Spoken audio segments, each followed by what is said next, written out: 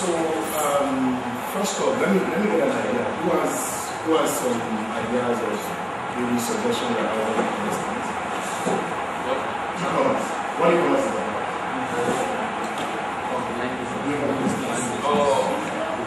For me, e-commerce is simply buying and selling online. Okay. The E is electronics. Commerce is buying and selling. Good. Anybody else wants to try? I thought I saw a lot of enthusiastic people. Yeah, that's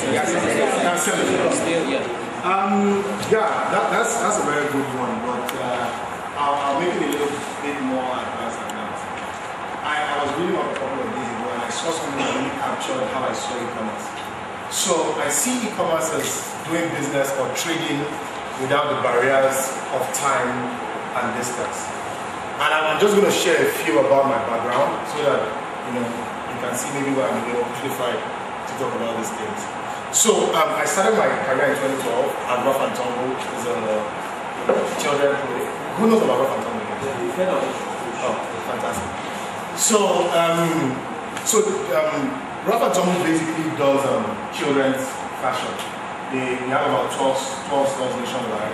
I came in at the time where they were trying to set up, their online presence because they mostly sold through brick and mortar stores. And I, helped them, build out their Facebook, Twitter, social media engagement, and then, of course, their e-commerce platform. I was there for about 6 months, and then I founded this startup called 1500.com. It was basically an e-commerce platform that sold everything for low price. It was pretty interesting because I wanted to do this jingle for my friend, and we went to BTFM. And while we were there, he just told me about this idea. And I got so captivated by it because, for different times before I took my first job, I'd been an entrepreneur in some capacity. And the right, just to buttress what you had said earlier about entrepreneurship, I think the key thing around being an entrepreneur is that right of agency. You understand? It's not even, for most parts, it's not an enjoyable ride because, even the people who work 9 to 5 have it easy. You wake up when you're going to wake up. Sometimes as an entrepreneur, you have to be up all through the night. In fact, they say your dream is not what, as an entrepreneur, your dream is not what you see when you sleep. It's what keeps you up at night.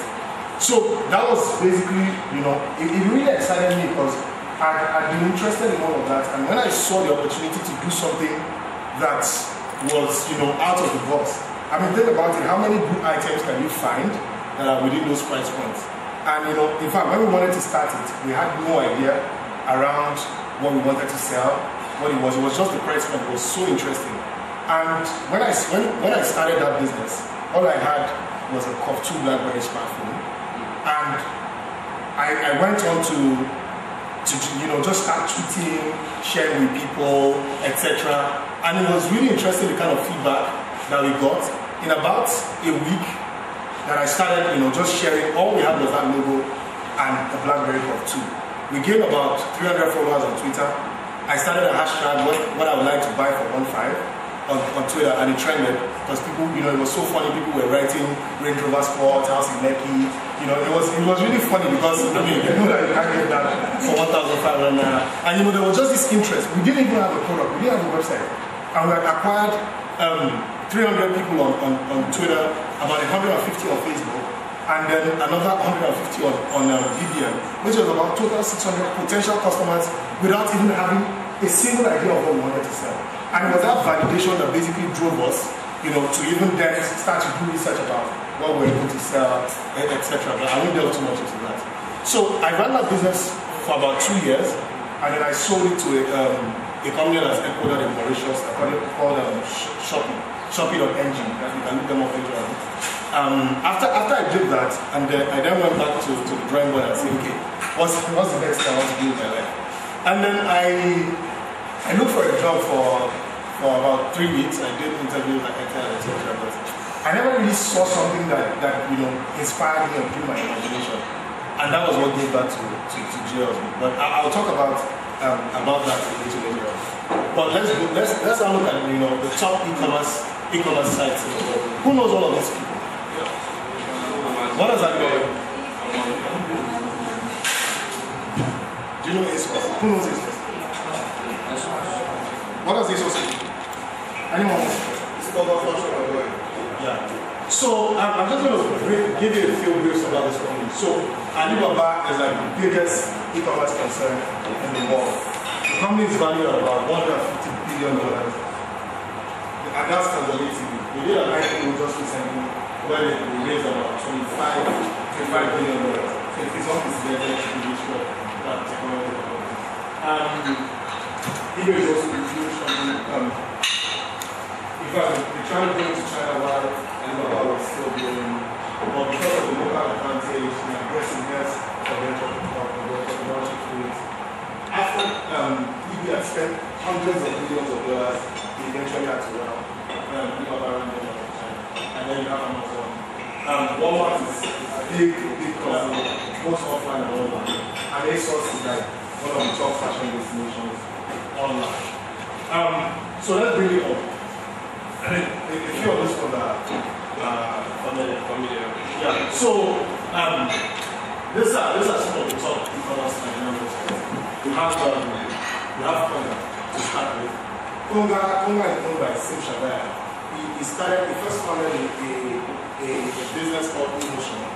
After he was successful with that, he moved to Dealday. At Dealday was like the first major e-commerce website in Nigeria. We were running for like a year before even the junior Konga joined the free. So I had this meeting with him when we talked about how Konga launched. They had the idea about Konga, so he went to Chinavik. Chinavik is a capital company in Europe, and he went to talk to them about the idea of starting an e-commerce platform in Nigeria. His proposal had him saying that he wanted to raise $1 million to start the company, but because of how powerful his presentation was and how captivated the potential investors were, they eventually gave him $3.5 million, and he only asked for one.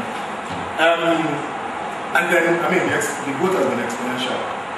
E-commerce in 2012, it was new, everybody had doubts, etc.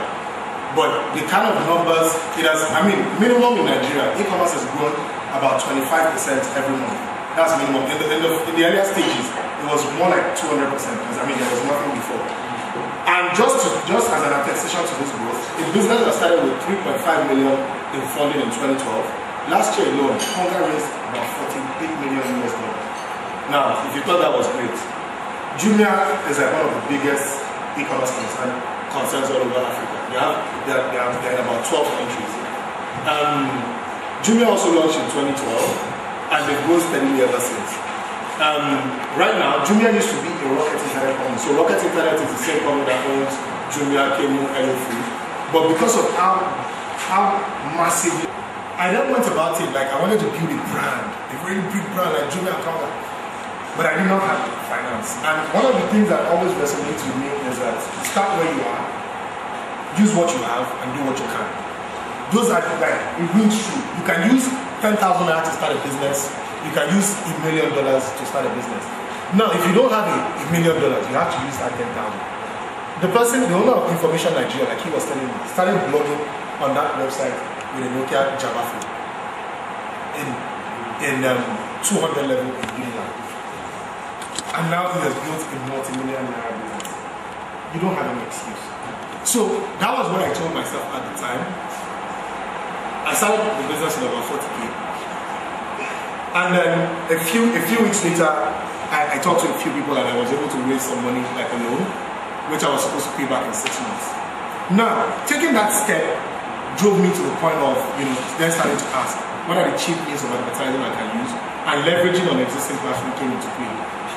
Even though I built my own website, but I knew that driving traffic would cost me money.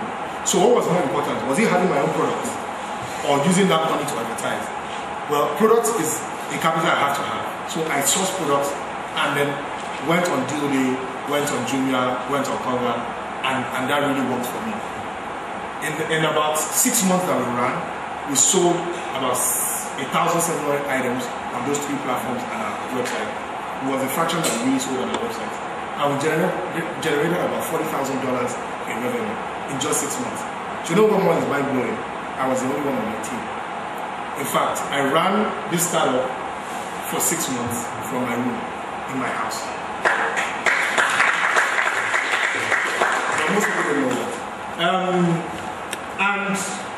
And then I spoke to 440, and then they decided to invest in it because the numbers were just too good for them to ignore. And then we started. So at that point, it was basically general merchandise. But basically, because we went through all of the coaching and everything, for you to win, you have to have a new brand.